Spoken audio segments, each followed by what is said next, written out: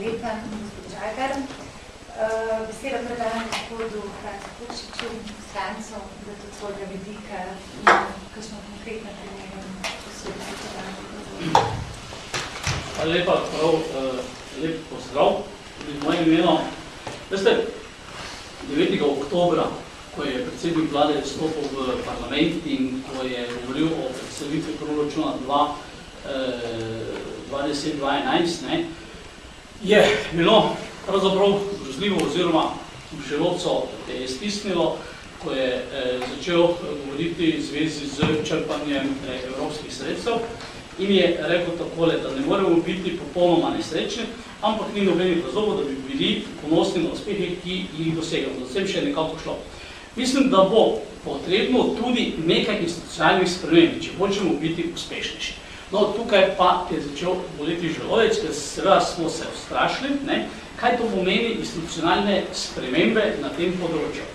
Namreč, da je Pahor in koalicija govorila o institucionalnih spremembah na področju črpanja sredstev za to, da so pokrivali nekako tiste interese politične, ko so pripravljali koalicijski sporazum, še človek razume, da bo po enem letu govoriti ponovno o tem, je pa seveda katastrofa. Namreč še toliko bolj, ker je takoj potisnil, oziroma ko je bila ta koalicijski sporazum pač v javnosti, generalni direktor za regionalno politiko pri Komisiji Evropske skupnosti pravzaprav poslal pismo in napisal, da izpred nedavne objavljenega koalicijskega sporazuma izhaja, da bi prišlo lahko do teh sprememb in je seveda opozoril na eni celi strani v 7 točkah, kaj vse bi to prinašalo. Skratka, katastrofa. O teh zadevah konkretno je že prej govoril seveda kolega Žagar. Isto seveda tudi, kar je povedala sama komisarka ob obisku in torej novembra leta 2008 tukaj. No in da seveda stvari ne tečejo, da so resnično konkretno torej veliki problemi na tem področju in da se nakazuje, da bo še hujše, je pravzaprav to, da je predsednik vlade celo najavil, da bo tvegal institucionalne spremembe. Zdaj pa gremo konkretno. Poglejte, za obdobje 2007-2013 je bilo dogovorjeno, spogajano, tako kot je bilo rečeno, za razvoj regij približno 600 milijonov evrov. Od teh 600 milijonov je v času naše vlade in ministra Žagarja bilo cirka 300 milijonov razdeljenih, to pomeni na področju seveda vseh svetov regij, podelitve programov, projektov in tako dalje in tako dalje.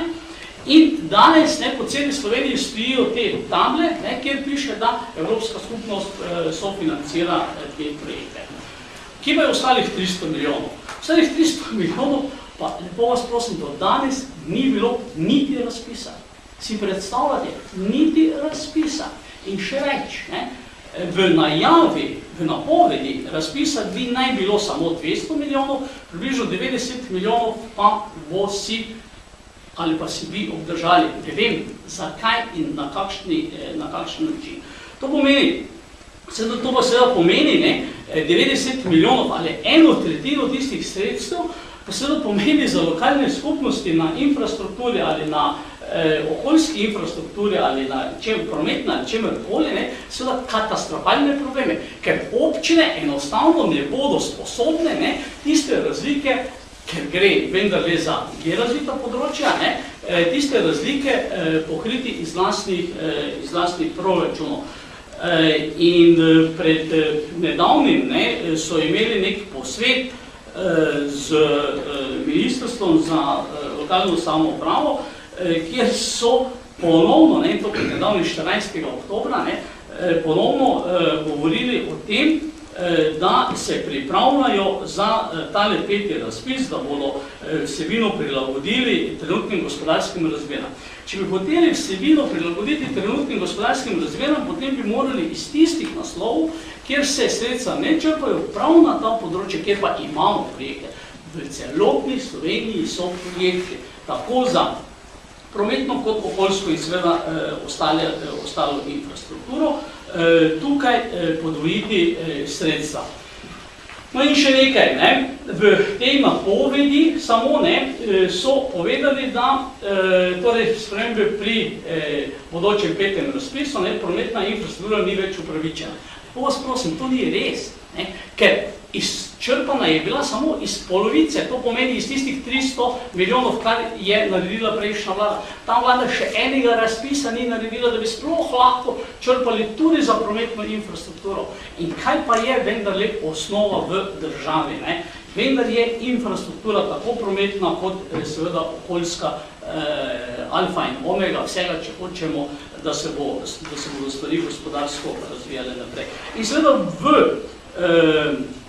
gledanju torej gospodarske krize bi prav na tem razvoju regije, torej na teh področjih, kjer so projekti, lahko seveda bistveno hitreje torej delali naprej, s tem imeli nova delovna mesta, preko novih 10 ali celo 20 tisoč novih delovnih mest, ne pa seveda tako kot sedaj, ko še se teh 10 tisoč, ki prav zaradi razvoja regije obstaja, se bo torej v naslednjem letu ugasnilo. No, seveda, tisti, ki pač od znotraj spremljamo to problematiko javne napovedi, ministrice, da pač odstopa iz takšnih ali drugačnih razlogov, eden od resnih njenih odstopov ali pa njenih pogojev, ki je bil, pa sam lahko o tem nekoliko bolj, bom rekel, spregovorim, bom potem povedal zakaj, zato, ker ji enostavno vlada, v operativni program vlade za leto 2010 ni dala programa regionalizacije. In jasno, ministrica je pač to postavila out. Tudi, zakaj lahko samo o tem, bom rekel, dovolj kompetentno govorim, ker tudi sam sem bil pač nekoč v položaju, ko sem vodil nek resor, ampak je bil politično močnejši pač tisti, ki je vodil zunanje ministrstvo in seveda predsednik vlade tu ni presekal, tudi v tem primeru očitno Pahor tega ni znal, zmogel, htel presekati in seveda njegove napovedi o tem, da je projekt regionalizacije, alfa in omega, so seveda larifari in iz tega nič ne bo, zato pa sedaj prihaja z nekimi parcialnimi rešitvami, nekem zakonu o Ljubljani, pa nekem zakonu o Prekmurju in tako dalje. Skratka, odgovor na to je regionalizacija, odgovor na gospodarsko krizo je razvoj regij in tu se je pa pokazalo, da znamo, hočemo in zmoremo. Hvala lepo, Fukšič. Verjetno smo bili precej izčrpni, ampak pripričani, da smo brati kakšna vprašanja, tako da izvolite, prosim se predstavljati, da boste s tega medija postaviti vprašanje. Tukaj Aleksandra, Televizija Slovenija. Gospod Žagar, mene zanima, kako ocenjujete delo novega ministra oziroma kakšne so vaše pričakovanja? No, zdaj, kar zadeva novega ministra, moram priznati, da ne morem ocenjevati, ker ga ne poznam. Tudi v moji 15-letni praksi na področju lokalne samouprave in regionalnega razvoja se ne spomnim, da sem se zdaj srečal, tako da v tem smislu ne morem ocenjevati. Lahko pa rečem to, da v tem trenutku, tudi glede na stanje, ki je na tem področju in pa kar zadeva področja uvajanja pokrajin Slovenija, nujno potrebuje človeka ali osebo, ki je izjemno strokovna in ki zelo natančno pozna in mehanizme upravljanja z evropskimi sredstvi in seveda lokalno samoupravo, torej tudi z vidika stanovanja pokrajin. Lepa, še kakšno vprašanje?